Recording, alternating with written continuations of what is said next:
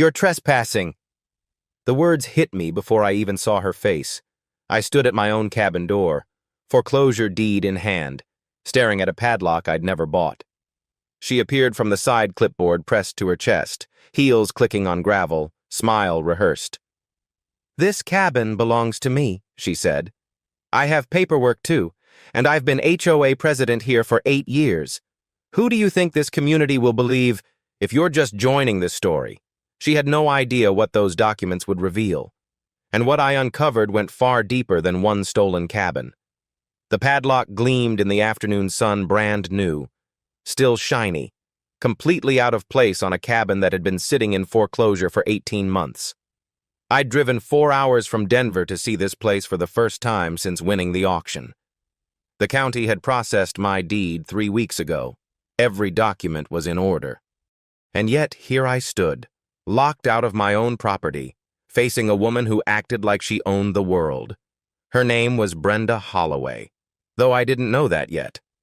What I learned was the way she held herself, shoulders back, chin lifted, clipboard angled like a shield. Behind her, a black Mercedes SUV sat in the gravel driveway, engine still ticking from recent use. Through the cabin window, I could see furniture, a leather couch, a floor lamp, a coffee table with magazines fanned across its surface. None of it was in the auction photos. Someone had moved in. Someone had made themselves at home. "I'm not trespassing," I said, keeping my voice level. "I bought this cabin at a county foreclosure auction. I have the deed right here." I held up the document certified, stamped, notarized. She didn't even glance at it. "The county made an error," she said smoothly. "I acquired this property through a quitclaim deed 2 weeks before your so-called auction. My paperwork supersedes yours." She reached into her clipboard and produced a single sheet of paper, holding it up just long enough for me to see the county seal at the top. "This matter is already settled. Mr. Cole? Nathan Cole." "Mr. Cole." She smiled, but her eyes stayed cold. "I suggest you contact whoever sold you that deed and ask for a refund. This cabin belongs to me. It has for over a month now." I looked past her, toward the window, toward the furniture that shouldn't exist. The previous owner had defaulted on his mortgage. The bank had foreclosed. The county had auctioned the property to recover unpaid taxes. I had followed every legal step. I had the winning bid receipt, the transfer of title, and the recorded deed. And now a woman with a clipboard was telling me none of it mattered. "I'd like to see your quitclaim deed," I said. "The full document, not just a flash." Her smile tightened. "I'm not obligated to show you anything. You're on my property. I've asked you to leave. If you refuse, I'll call the sheriff." She pulled out her phone, one finger hovering over the screen. "Your choice." I didn't move. She dialed. 20 minutes later. A county sheriff's cruiser rolled up the gravel road. The deputy who stepped out was young, maybe late 20s, with the cautious look of someone who'd rather be anywhere else. Brenda walked toward him immediately, clipboard extended, voice shifting into something softer, more neighborly. I couldn't hear what she said, but I saw him nod. When he finally approached me, his expression was apologetic but firm. "Sir, I understand you believe you have a claim to this property," he said. "But without a court order clarifying ownership, I can't remove Ms. Holloway or allow you access. This is a civil dispute. You'll need to resolve it through the legal system." I showed him my deed. He looked at it, looked at Brenda's document, and shook his head. "Both of these appear valid on their face. I'm not qualified to determine which takes precedence. I'm sorry, sir. My hands are tied."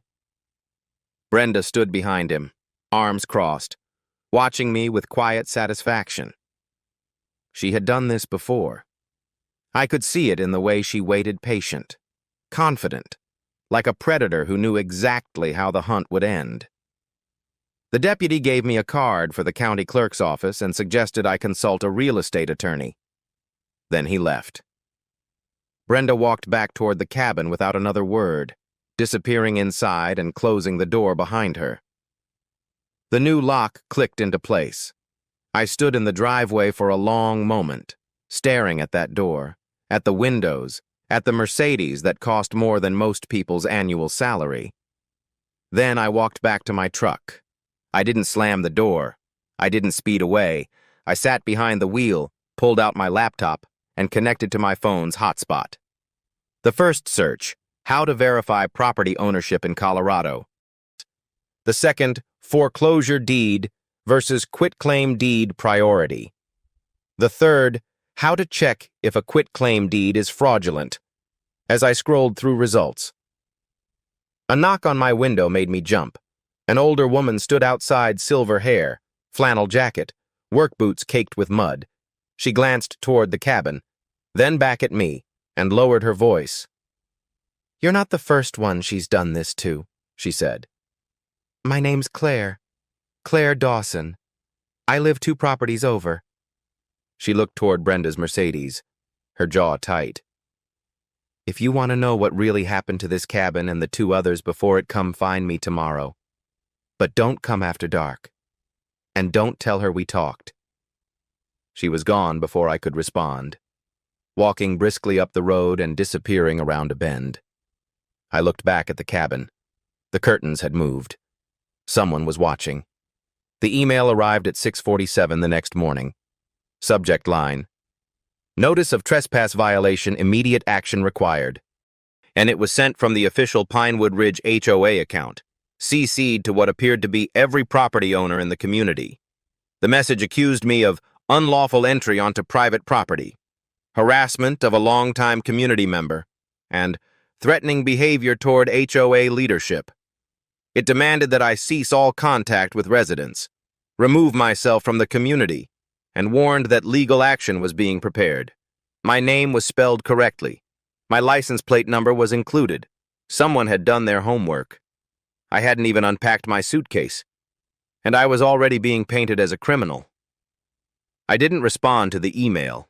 Instead, I drove to the county seat, a 40-minute trip down winding mountain roads, and walked into the recorder's office at exactly 9 o'clock.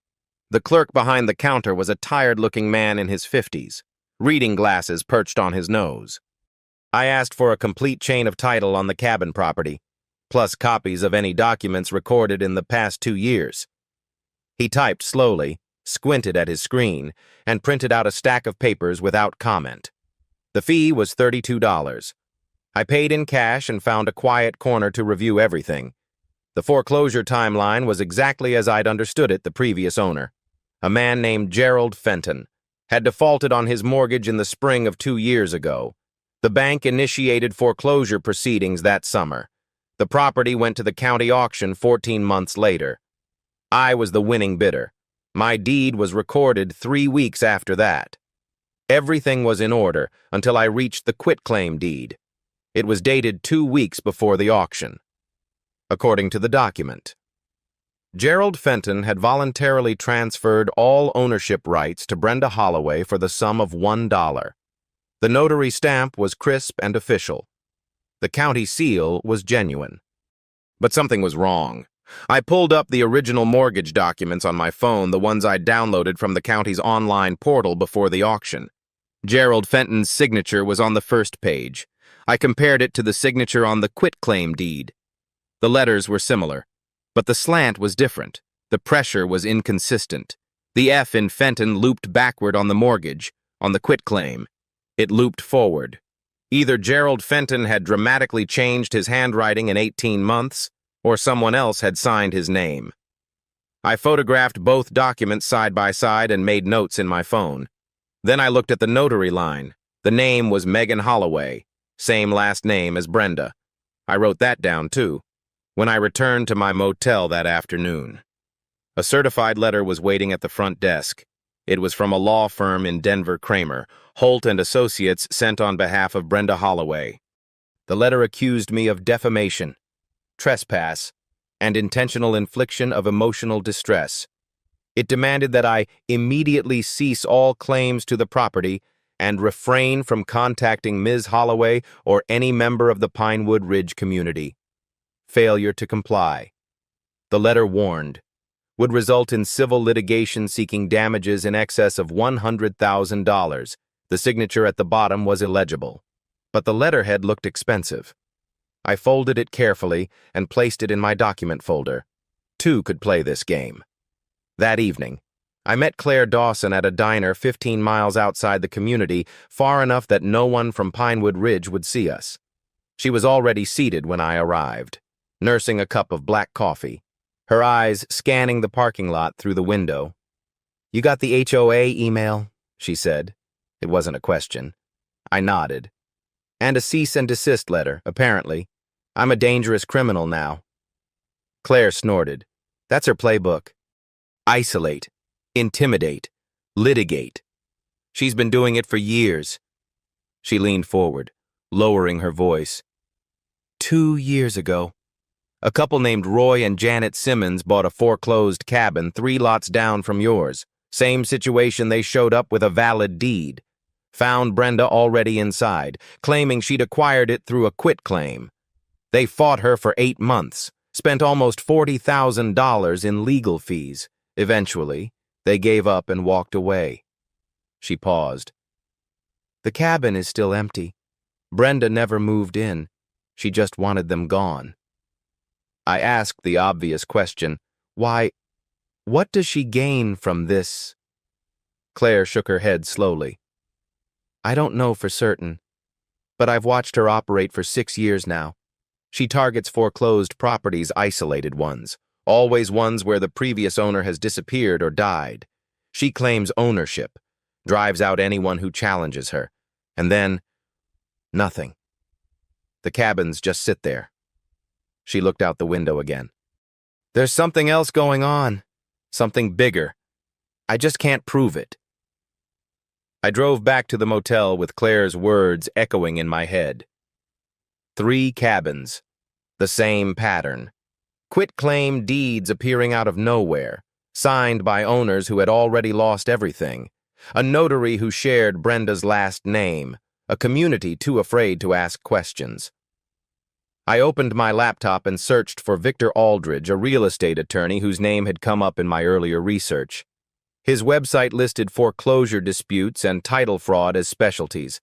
I sent him an email at 11:43 that night, attaching the chain of title, the quitclaim deed, and my side-by-side signature comparison. The subject line was simple. I think I've found evidence of deed fraud. I need your help. His reply came at 7 the next morning. I've reviewed your documents. We need to talk. This is bigger than you think. Victor Aldridge's office was on the 14th floor of a glass tower in downtown Denver. He was older than I expected, early 50s, silver at the temples, with the measured calm of someone who had seen every kind of property dispute imaginable. On his desk sat a thick folder with my name on it. He'd printed everything I'd sent, plus documents I hadn't known existed. I ran a full title search on your cabin, he said, sliding a stack of papers across the desk. And then I ran searches on every foreclosed property in Pinewood Ridge over the past 6 years. He paused, letting the weight of that settle. Your cabin isn't an isolated case. Mr. Cole, it's part of a pattern. He walked me through it methodically. In the past 6 years, 7 properties in Pinewood Ridge had gone into foreclosure. Of those 7, 4 had been acquired by Brenda Holloway through quitclaim deeds, each one dated just before the county auction. Each one signed by the defaulting owner. Each one notarized by the same person, Megan Holloway. I asked who Megan was. Victor pulled up a Colorado Secretary of State record. Megan Holloway, age 29. Licensed notary public for 5 years. Home address listed in Fort Collins. Emergency contact on her license application, Brenda Holloway. Relationship noted as aunt. The notary who validated every suspicious deed was Brenda's niece. Victor let me absorb that before continuing. There's more, he said.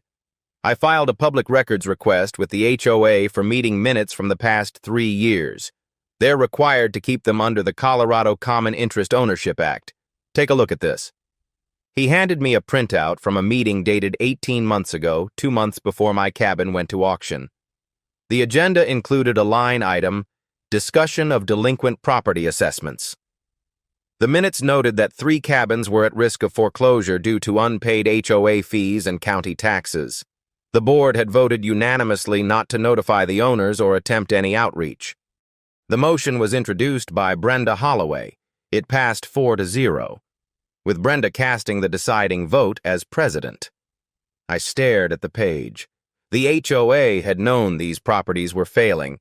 They had deliberately chosen not to warn the owners, and then, weeks before each auction, Brenda had shown up with quitclaim deeds claiming she already owned them. "She's not just stealing cabins," I said slowly. "She's engineering the foreclosures." Victor nodded. "That's what it looks like. She uses her position to identify vulnerable properties, ensures the owners don't get help, and then swoops in with fraudulent paperwork before anyone else can bid." But there was still a piece missing. How were the quitclaim deeds getting recorded without anyone noticing a forged signature was one thing, but county clerks were supposed to verify documents before filing them. Victor pulled out one more sheet, a list of all recorded documents for the 4 suspicious properties. Every single one had been processed by the same clerk, Dennis Pratt, senior records processor at the county office. I remembered him. Tired eyes, reading glasses. He'd been the one who handed me my own title documents without a second glance. "I made some calls," Victor said. "Pratt has worked in that office for 22 years. No complaints, no disciplinary actions. But about 4 years ago, he bought a new truck paid cash, last year. He took a 3-week vacation to Hawaii. His salary is $54,000 a year." The implication was clear. Pratt wasn't just careless, he was complicit. We spent the next 2 hours building a timeline. 4 cabins, 4 quitclaim deeds, 4 forged signatures. 1 notary, 1 county clerk. 1 HOA president had orchestrated everything from the inside. Victor laid it all out on a whiteboard: dates, names, document numbers, connections. When he stepped back, the pattern was undeniable. This wasn't opportunistic fraud. It was a system, refined over the years, designed to strip property from vulnerable owners and transfer it to Brenda Holloway without anyone asking questions. "What do we do now?" I asked. Victor sat back in his chair, fingers steepled. "We have 2 options. Option 1, we file a quiet title action, prove your deed takes precedence, and get you possession of the cabin. It'll take 6 months, maybe a year. Brenda will fight it, and even if we win, she walks away without consequences." He paused. "Option 2, we go public first. We present this evidence to the community, all of it. We let the other victims know what happened to them, and then we file a formal complaint with the county district attorney for fraud, forgery, and conspiracy." I didn't hesitate. "Option 2. Victor smiled, the first genuine smile I'd seen from him. "I was hoping you'd say that." That afternoon, I drafted a formal request to the HOA board demanding an emergency community meeting. Under Colorado law, any property owner could request a special session with 14 days' notice if the matter involved allegations of board misconduct. I cited the statute. I attached a summary of findings. I sent copies to every email address I could find in the HOA directory. Within 3 hours, my inbox exploded. Half the messages were hostile accusations of troublemaking, threats to report me to the sheriff, demands that I leave the community. But buried among the anger were other voices, quieter ones. I always thought something was wrong with how the Simmons case was handled. My neighbor lost his cabin 2 years ago. Same story.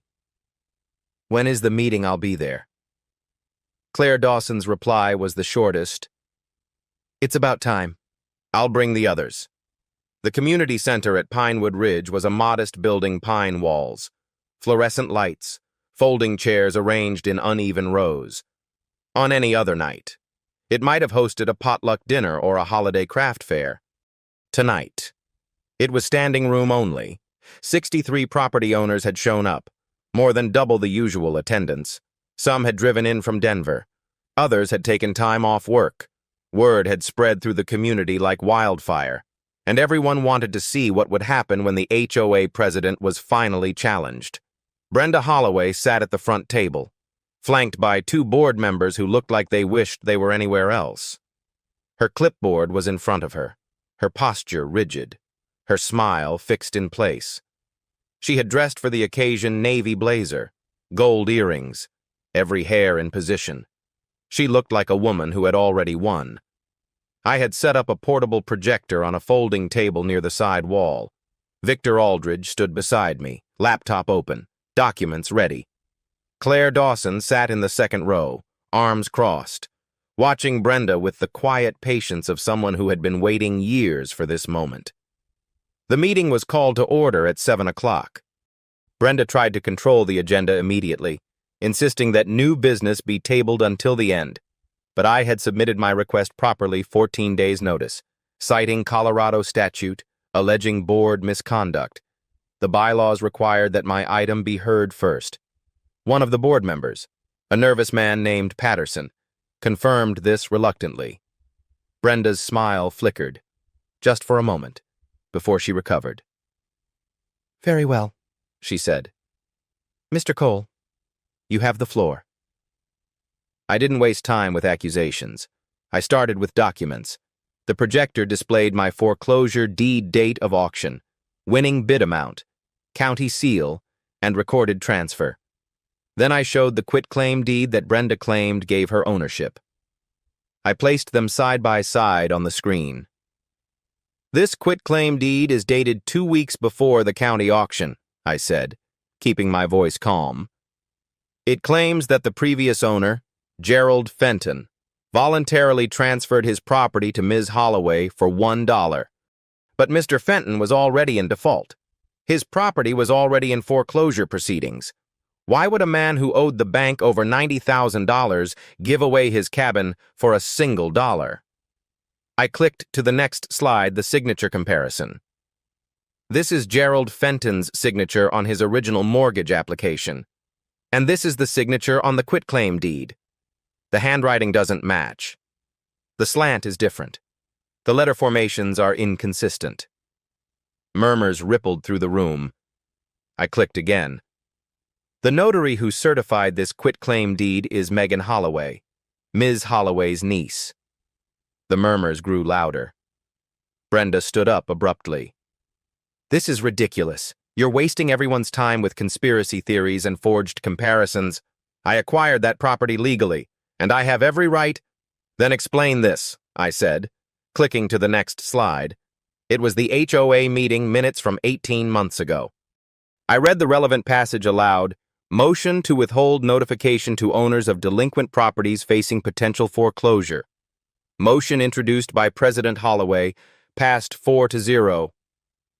I looked directly at her. "You knew these cabins were going into foreclosure. You voted not to tell the owners, and then, weeks before each auction, you filed quitclaim deeds claiming you already owned them." The room went silent. Brenda's face had gone pale, but her voice stayed sharp. "Those properties were abandoned.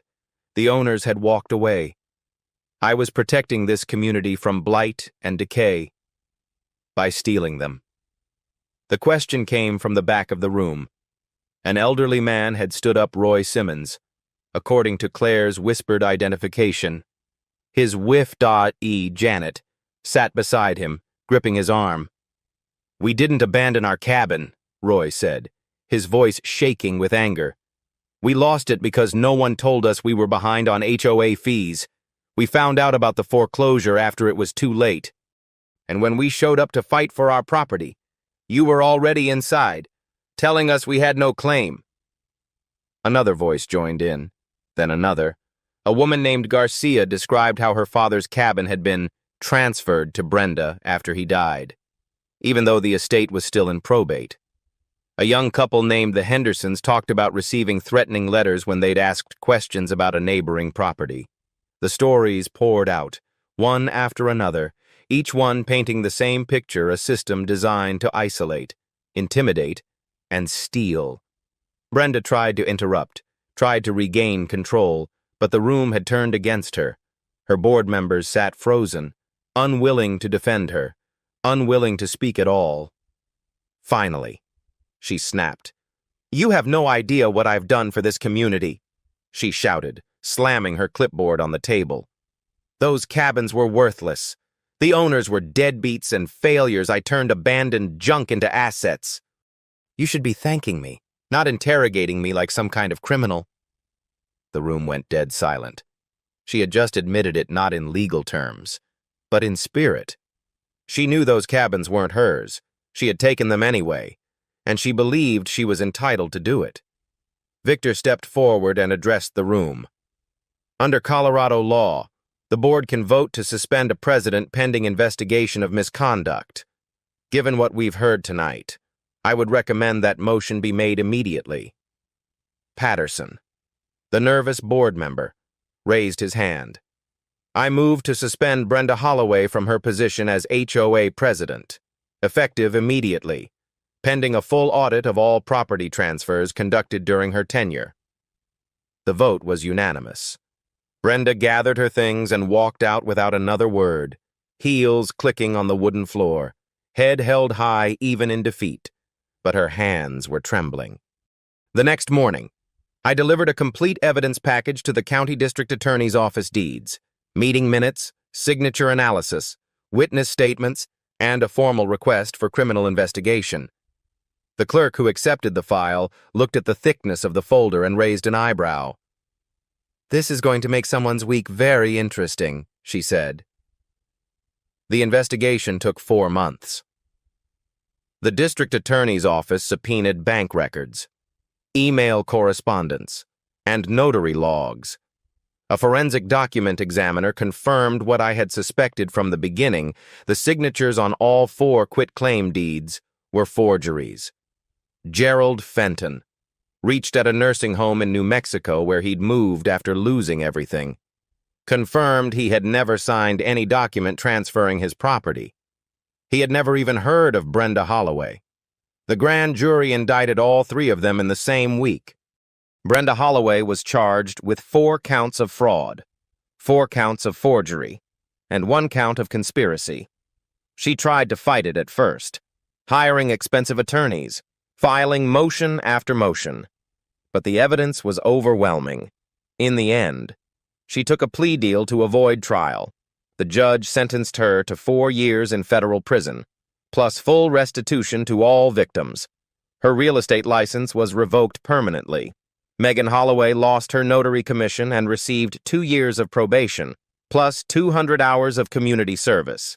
She testified against her aunt in exchange for avoiding prison time. Dennis Pratt, the county clerk who had processed every fraudulent deed, was terminated immediately and charged separately with accepting bribes and falsifying public records. His case is still pending, but the prosecutor told Victor they expect a conviction. The cabin was officially transferred back to me 6 weeks after the sentencing. I drove up on a Saturday morning, alone, with nothing but a new set of keys and a cooler full of groceries. The lock Brenda had installed was gone. The furniture she'd moved in had been cleared out. The place was empty, just pine walls, dusty floors, and sunlight streaming through windows that hadn't been cleaned in months. I stood in the doorway for a long time, not moving, just breathing. Then I stepped inside, closed the door behind me, and sat down on the floor. It was mine. Finally. Completely. Legally mine. The Pinewood Ridge HOA elected a new board that spring. Claire Dawson became treasurer, implementing transparent accounting for the first time in a decade. Roy and Janet Simmons received compensation for their lost cabin and are considering buying back into the community. The fear that had silenced this neighborhood for years is gone. Last month, I received an email from a stranger in Arizona. Her HOA president had filed a quitclaim deed on her late mother's property. She didn't know what to do. I wrote back the same night. Start with the county recorder's office, request the full chain of title, and document everything. Some fights don't end with one victory. They just show others the path.